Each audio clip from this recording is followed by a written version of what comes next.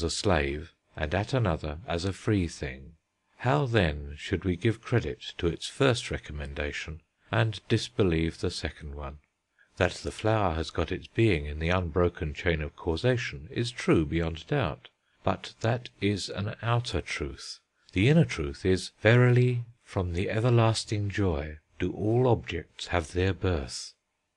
A flower, therefore, has not its only function in nature, but has another great function to exercise in the mind of man.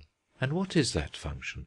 In nature its work is that of a servant, who has to make his appearance at appointed times, but in the heart of man it comes like a messenger from the king.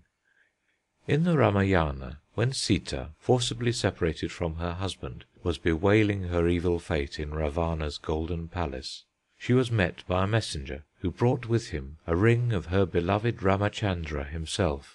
The very sight of it convinced Sita of the truth of tidings he bore. She was at once reassured that he came indeed from her beloved one, who had not forgotten her and was at hand to rescue her. Such a messenger is a flower from our great lover. Surrounded with the pomp and pageantry of worldliness, which may be linked to Ravana's golden city, we still live in exile, while the insolent spirit of worldly prosperity tempts us with allurements, and claims us as its bride. In the meantime the flower comes across with a message from the other shore, and whispers in our ears, "I am come, he has sent me. I am a messenger of the beautiful, the one whose soul is the bliss of love. This island of isolation has been bridged over by him, and he has not forgotten thee, and will rescue thee even now. He will draw thee unto him, and make thee his own. This illusion will not hold thee in thraldom forever." If we happen to be awake, then, we question him. How are we to know that thou art come from him indeed? The messenger says, "Look, I have this ring from him. How lovely are its hues and charms!" Ah, doubtless it is his. Indeed it is our wedding ring. Now all else passes into oblivion. Only this sweet symbol of the touch of the eternal love fills us with a deep longing. We realize that the palace of gold where we are has nothing to do with us. Our deliverance is outside it, and there our love has its fruition and our life its fulfillment. What to the bee in nature is merely colour and scent, and the marks or spots which show the right track to the honey, is to the human heart beauty and joy untrammelled by necessity. They bring a love letter to the heart, written in many-coloured inks. I was telling you, therefore, that however busy our active nature outwardly may be, she has a secret chamber within the heart, where she comes and goes freely, without any design whatsoever. There the fire of her workshop is transformed into lamps of a festival. The noise of her factory is heard like music. The iron chain of cause and effect sounds heavily outside in nature, but in the human heart its unalloyed delight seems to sound as it were like the golden strings of a harp. It indeed seems to be wonderful that nature has these two aspects at one and the same time, and so antithetical, one being of thraldom and the other of freedom. In the same form, sound, colour, and taste, two contrary notes are heard, one of necessity and the other of joy. Outwardly nature is busy and restless.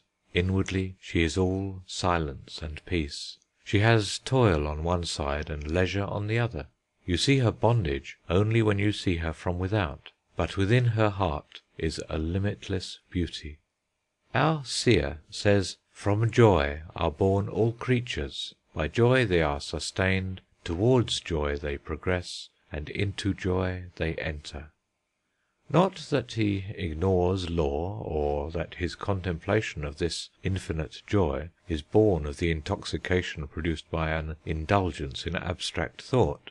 He fully recognizes the inexorable laws of nature, and says, "Fire burns for fear of him, that is, by his law. The sun shines by fear of him, and for fear of him the wind, the clouds, and death perform their offices."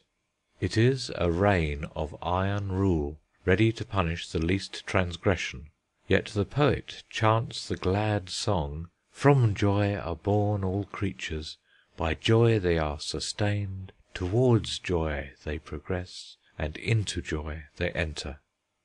The immortal being manifests himself in joy form." His manifestation in creation is out of his fullness of joy. It is the nature of this abounding joy to realize itself in form which is law. The joy which is without form must create, must translate itself into forms. The joy of the singer is expressed in the form of a song, that of the poet in the form of a poem. Man, in his role of a creator, is ever creating forms, and they come out of his abounding joy. This joy, whose other name is love, must by its very nature have duality for its realization. When the singer has his inspiration, he makes himself into two. He has within him his other self as the hearer, and the outside audience is merely an extension of this other self of his. The lover seeks his own other self in his beloved. It is the joy that creates this separation in order to realize through obstacles of union. The Amritam, the immortal bliss, has made himself into two. Our soul is the loved one, it is his other self. We are separate, but if this separation were absolute, then there would have been absolute misery and unmitigated evil in this world. Then from untruth we never could reach truth, and from sin we never could hope to attain purity of heart. Then all opposites would ever remain opposites, and we could never find a medium through which our differences could ever tend to meet. Then we could have no language, no understanding, no blending of hearts, no cooperation in life. But on the contrary, we find that the separateness of objects is in a fluid state. Their individualities are ever changing.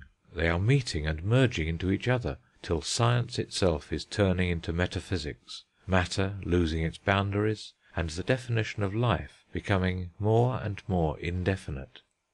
Yes, our individual soul has been separated from the Supreme Soul, but this has not been from alienation, but from the fullness of love. It is for that reason that untruths, sufferings, and evils are not at a standstill. The human soul can defy them, can overcome them, nay, can altogether transform them into new power and beauty. The singer is translating his song into singing, his joy into forms, and the hearer has to translate back the singing into the original joy. Then the communion between the singer and the hearer is complete. The infinite joy is manifesting itself in manifold forms, taking upon itself the bondage of law, and we fulfill our destiny when we go back from forms to joy, from law to the love, when we untie the knot of the finite and hark back to the infinite. The human soul is on its journey from the law to love, from discipline to liberation, from the moral plane to the spiritual. Buddha preached the discipline of self-restraint and moral life. It is a complete acceptance of law. But this bondage of law cannot be an end by itself. By mastering it thoroughly, we acquire the means of getting beyond it. It is going back to Brahma, to the infinite love, which is manifesting itself through the finite forms of law. Buddha names it Brahma Vihara, the joy of living in Brahma. He who wants to reach this stage, according to Buddha, shall deceive none, entertain no hatred for anybody, and never wish to injure through anger. He shall have measureless love for all creatures, even as a mother has for her only child, whom she protects with her own life. Up above, below, and all around him, he shall extend his love, which is without bounds and obstacles, and which is free from all cruelty and antagonism.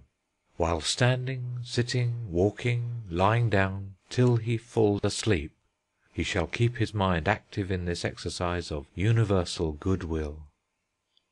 Want of love is a degree of callousness, for love is the perfection of consciousness. We do not love because we do not comprehend, or rather we do not comprehend because we do not love, for love is the ultimate meaning of everything around us. It is not a mere sentiment, it is truth, it is the joy that is at the root of all creation.